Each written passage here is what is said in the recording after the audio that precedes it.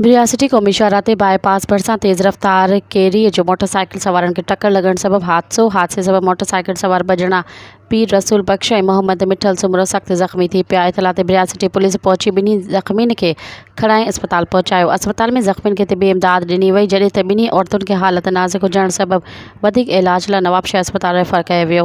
इन सिलसिले में ज़ख़्मी जे वारसनि ॿुधायो त ॻोठ पीर कुर्बान खां मोटरसाइकिल ते सवार थी रियासती अची रहिया हुआसीं त क़ौमी शाहराह ते बाईपास वटि रोड क्रॉस कंदे तेज़ रफ़्तार कैरी ज़ोरदार टक्कर लॻण सबबि हादसो थी पियो ऐं ॿई मोटरसाइकिल सवार ज़ख़्मी थी पिया। ॿिए पासे रियासती पुलिस कैरी ड्राइवर खे तहवील में वठी ज़ख़्मियुनि खे इलाज लाइ लेटर जारी करे छॾियो। मज़ीद ख़बरनि ऐं तफ़सीलात लाइ विज़िट कयो असांजी वेबसाइट www.awamiNewsHD.com ऐं ॾिसंदा रहो अवामी न्यूज़ HD।